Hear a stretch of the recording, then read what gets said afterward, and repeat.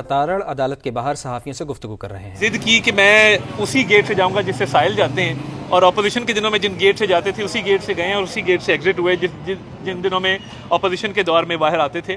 तो आज मुद्दा ये था कि वज़ीर आज़म पाकिस्तान शहबाज शरीफ साहब ने जुलाई 2017 में जो इमरान अहमद न्याजी के ख़िलाफ़ हत्क इज़्ज़त का दावा किया था, आज उसकी पेशी थी और मैं बतौर गवाह इसमें पेश हुआ।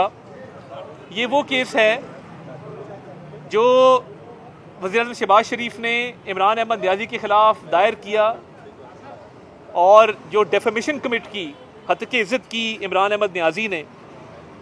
तो ये इस केस को अब 8 साल हो गए हैं चलते हुए, और इसमें इमरान अहमद न्याजी के वकला ने 120 मरतबा तारीख ली है।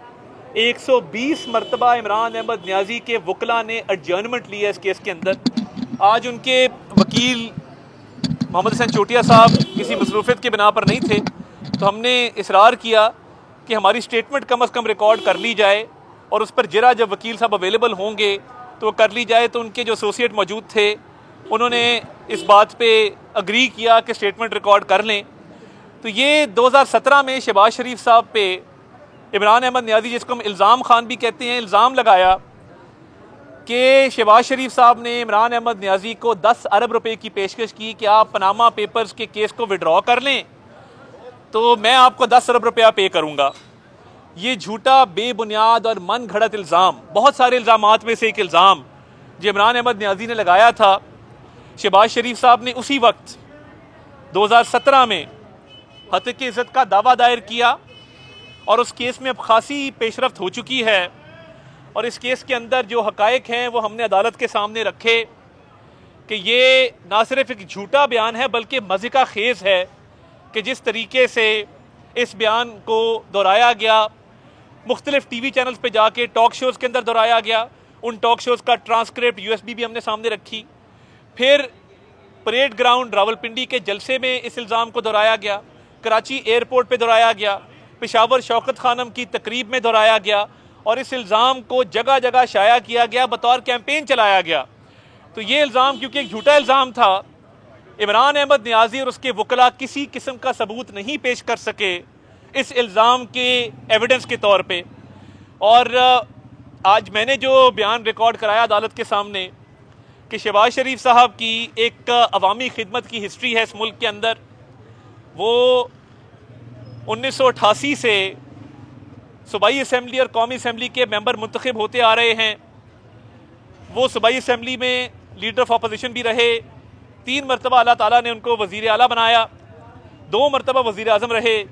मियाँ नवाज शरीफ ने उन पर एतमाद किया और उनको अपने उम्मीदवार के तौर पर नामज़द किया।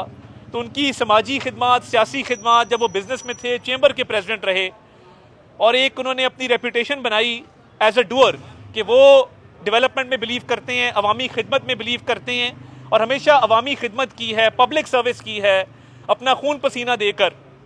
तो ये जो इमरान अहमद न्याजी जो कि एक मुजरिम है और अडियाला जेल में करप्शन के केस में कैद है, ये उसका शीवा है कि वो ऐसे झूठे इल्ज़ामात लगाता है। और ये हत्क इज़्ज़त का दावा जो अब 8 साल से चल रहा है उसमें खासी पेशरफ्त है और इमरान अहमद न्याजी के पास अपने दिफा में ना कहने को कुछ है, ना कोई सबूत पेश कर सके हैं। हमने तमाम तर सबूत पेश किए कि ये झूठा इल्ज़ाम था, बेबुनियाद था, मन घड़त था, फ़रेब पर मबनी था, अवाम को गुमराह करने के लिए दिया गया था, शहबाज शरीफ साहब की साख को मुतासर करने के लिए दिया गया था। तमाम दस्तावेजी सबूत वो अदालत के सामने रखे हैं और हम उम्मीद करते हैं कि इंशाअल्लाह ताला इसमें हमें इंसाफ मिलेगा। और इमरान न्याजी और उसका तमाम टोला जिसने ये शहबाज शरीफ साहब पे इल्ज़ाम लगाया, आपने देखा कि इसी टोले का हिस्सा एक गैर मुल्की आदमी जो लंदन की अदालत में जिसके खिलाफ एक फैसला आया, आपने देख लिया कि ना सिर्फ कोर्ट ने इसको झूठा साबित किया, जो पाकिस्तान की इस्टेब्लिशमेंट पर, फ़ौज पाकिस्तान पे इल्ज़ाम लगाता था, जो पाकिस्तान की इंटेलिजेंस एजेंसीज पर इल्ज़ाम लगाता था, उसको हरजाने का ना सिर्फ कहा गया कि हरजाना पे करो, बल्कि उसको कहा गया कि ये झूठा साबित हुआ है। और फिर वो एक टेररिस्ट एहसान-उल एहसान का इंटरव्यू करे सोशल मीडिया के ऊपर, तो ये किसी महज़ब माशरे में, महज़ब मुल्क में किसी दहशतगर्द की सपोर्ट जो है ये कानूनी तौर पर, इखलाकी तौर पर जायज़ नहीं है। और एक टेररिस्ट को सोशल मीडिया पर उसके ख्यालात को, उसके नज़रियात को फ़रोग़ देना, उसको इंटरव्यू करना, उसको आगे प्रमोट करना, ये जायज़ नहीं है और ये एक बदतरीन अमल है। मैं नहीं समझता कि कोई भी महज़ब मुल्क इसको बर्दाश्त कर सकेगा कि उनके मुल्क में रहता हुआ शख्स वो टेररिस्ट को हार्बर कर रहा है। This purports to harboring a terrorist, this purports to supporting a terrorist, ehsan-ul ehsan, and promoting his views. This cannot be allowed in any civilized country. तो ये जिस तरह उसको वहाँ पे मात हुई एंटी पाकिस्तान एजेंडा चलाने पर कि हरजाना भी देना पड़ा और जो अखराजात हैं अदालत के वो भी अदा करने पड़े और झूठा भी साबित हुआ, खिफ़त भी हुई, शर्मिंदगी का सामना भी हुआ। इसी तरह इस केस में इंशाअल्लाह ताला, क्योंकि इमरान अहमद न्याजी के पास इन इल्ज़ामात का कोई सबूत नहीं है शहबाज शरीफ साहब के खिलाफ, तो ये एक सर्टिफाइड झूठा है जो एक करप्शन के केस में अंदर है और हमेशा झूठ की सियासत की है, मुनाफिकत की सियासत की है, हमेशा इल्ज़ाम तराशी की सियासत की है। और अब क्योंकि सबूत कोई नहीं है, 120 तारीखें तो ले चुके, तो ये इंशाअल्लाह ताला इनको रुसवाई का सामना करना पड़ेगा। और ये हमेशा की तरह जब ये झूठ बोलते हैं फिर बाद में यू टर्न लेते हैं, यू टर्न ही अब तो पूरा राउंड अबाउट बन गया इनका, घुमन घेरी है पूरी, घूमते रहते हैं उसके इर्द गिर्द। तो ये हक और सच की फतह होगी और इंसाफ की फतह होगी। जी आबिद भाई, आबिद साहब से शुरू कर लें फिर मैं आपके पास आता हूँ। अता साहब ये बताइए कि अगर वज़ीर आला KPK पे साबित हो जाता है कि वो कोर कमांडर हाउस पर हमले में मुलव्विस है, फिर रियासत क्या करेगी? बतौर वज़ीर आला उसे कोई नरमी उससे के साथ बरतेगी या उन्हीं मुल्ज़मों की तरह उसके साथ सलूक किया जाएगा जो बाकी? देखिए, जब कोई जुर्म सरजद होता है तो वो ये बात नहीं देखी जाती कि आप किस ओहदे पर फायज हैं। और देखिए वो वीडियो वज़ीर आला KP सोहेल आफरीदी ने खुद लगाई कोर कमांडर हाउस जाने की, सोशल मीडिया पर कंफ्यूज किया गया ज़मान पार्क की वीडियो के साथ। ये दोनों वीडियोस मौजूद हैं ऑन रिकॉर्ड, ज़मान पार्क की अलग मौजूद है, कोर कमांडर हाउस की अलग मौजूद है। जिस तरह किसी भी मुल्ज़िम का ट्रायल चलता है, एक फेयर ट्रायल होना चाहिए इस बात का, और दूध का दूध और पानी का पानी होना चाहिए कि आप इस आड़ में नहीं छुप सकते कि मैं वज़ीर आला हूँ। बिल्कुल एक किसी भी शहरी की तरह ये एक कानूनी कार्रवाई इस पर बनती है, तो कानून के मुताबिक जो है इस मामले को चलना चाहिए। सर, वीडियोस आपने काफी ज्यादा तरकीब में बात की जा रही है कि आईनी अदालत बनने जा रही है, आईनी बेंच पहले ही काम कर रहे हैं। दूसरा ये बताइएगा कि फील्ड मार्शल के हवाले से भी कोई उसमें फौजी एक्ट में भी कोई तरमीम होने जा रही है?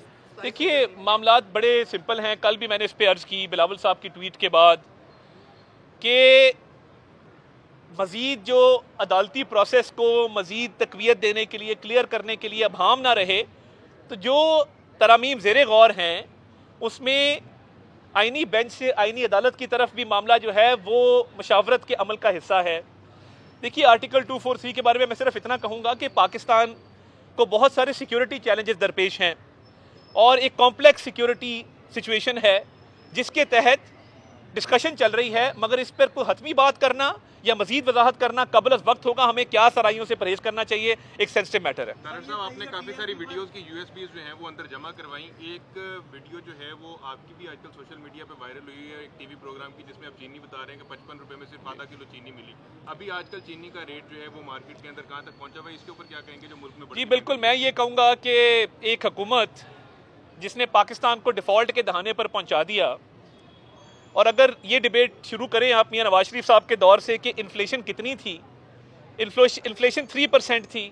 इमरान खान साहब के दौर में वो 25% से ऊपर गई, और वही उस 4 साल के दौर के सम्राट थे कि फॉरेन पॉलिसी नाकाम, दोस्त ममालिक सारे नाराज़, हर किसी को कहा कि मैं तुम्हारी सकाफत को, तुम्हारी तारीख को, तुम्हारे मज़हब को, तुम्हारी पार्टी को, तुम्हारी सियासत को तुमसे बेहतर जानता हूँ। टांग पे टांग रख के उनको एक तज़ीक का निशाना बनाया। फॉरेन पॉलिसी नाकाम इमरान न्याजी की। डोमेस्टिक पॉलिसी का ये हाल था कि अगर आपको याद हो तो वो ज़रा सवाल वो भी कर लीजिएगा कि जब उसने कहा था कि मैं IMF के पास नहीं जाऊँगा, खुदकुशी कर लूँगा। अल्लाह करे कोई इस मुल्क में खुदकुशी ना करे, मगर खुदकुशी तो नहीं की, IMF के पास चले गए।